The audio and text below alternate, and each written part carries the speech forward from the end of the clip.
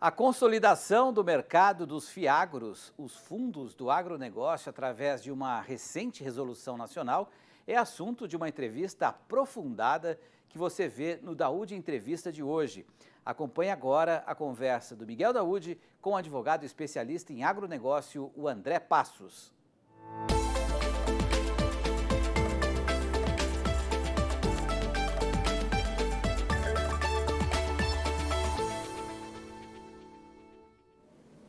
Olá, vamos começar mais um Daúde Entrevista. Hoje eu converso com André Passos, ele é advogado especializado em direito agrário. André, obrigado por tua presença aqui conosco. Eu já vou começar te perguntando, o que mudou no Fiagro? Daúde, o Fiagro saiu de uma situação inicial, como a própria norma que foi derrogada há 2 semanas atrás, transitória e experimental, para uma situação de consolidação, porque houve uma experiência durante um tempo que precisou ser revisitada e a gente pode falar sobre isso em relação à nova norma. Então, essa ou teoricamente, esse ponto que a legislação provisória não deu cobertura, pode ter sido um dos causadores do que ocorreu com a inadimplência no Fiagro? Talvez, muito provavelmente, a CVM buscava com essa norma testar o veículo.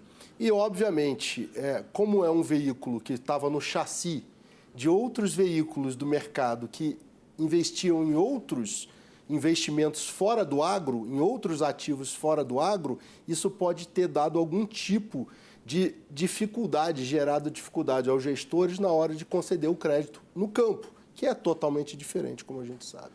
André, a gente sabe que o mercado financeiro é o melhor caminho para se financiar a atividade econômica. Portanto, o Fiagro é uma política, de financiamento, sem dúvida nenhuma, fantástica. O que aconteceu com a inadimplência? Houve pessoas ou certificados emitidos sem a garantia devida?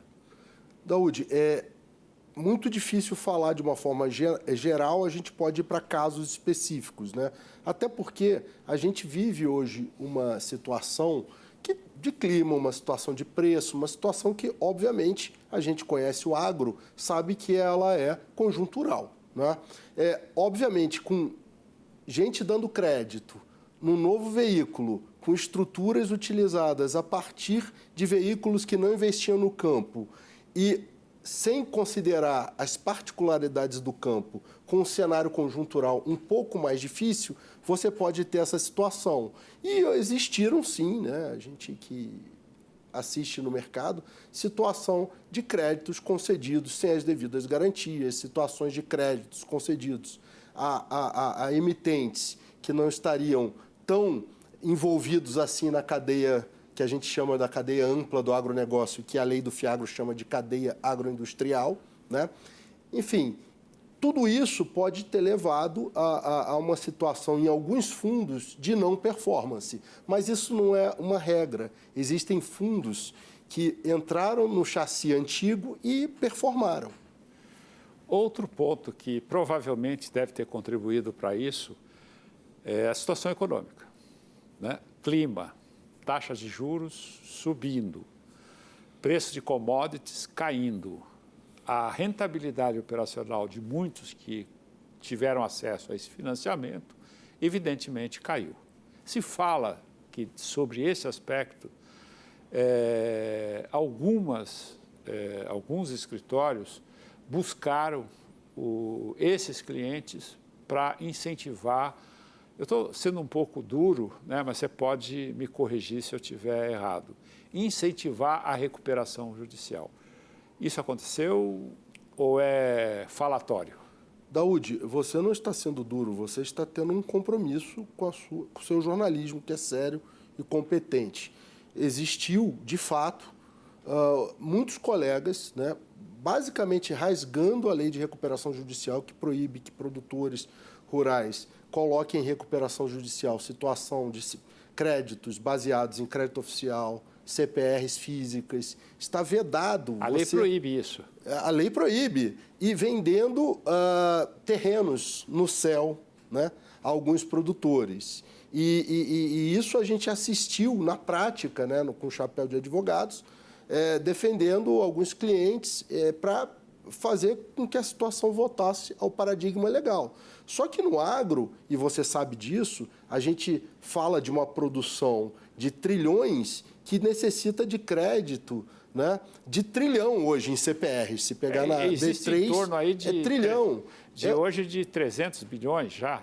Sim. O Plano Safra é mais ou menos 500 bilhões. Se você for falar as CPRs registradas na B3 por conta da lei do agro, a gente está falando de crédito de trilhão. Então é um setor que é carente de financiamento. Como que você vai instruir alguém que precisa sempre se alavancar, porque a safra que vem, né? Não tem jeito, chova ou faça sol, o produtor tem que produzir, e fala, olha, dá aqui um totozinho, né, nos seus credores e depois a gente ajeita a situação.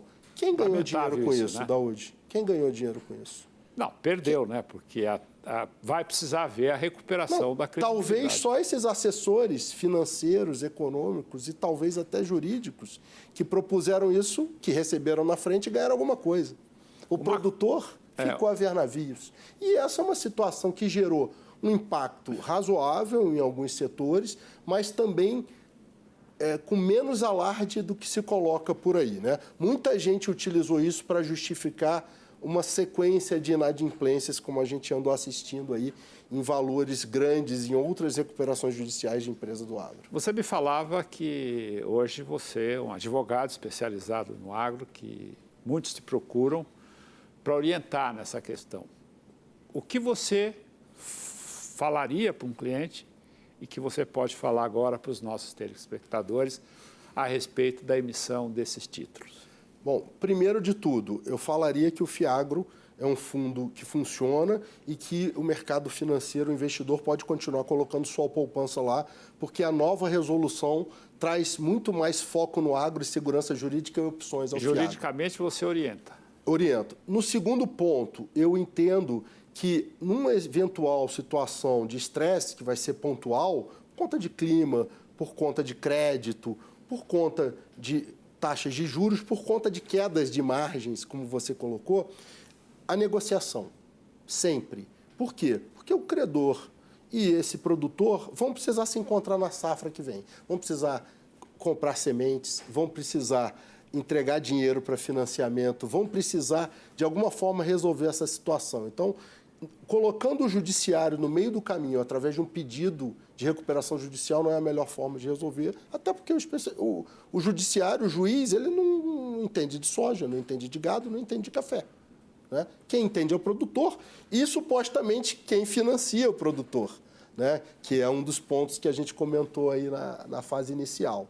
Então, eu recomendaria a concertação para se buscar a solução. E se você não conseguir no limite, ao invés de partir para um processo judicial, parta para uma situação de mediação, parta para uma situação extrajudicial. Abre o jogo. Facilite a vida. Abre o jogo. Estou com uma dificuldade.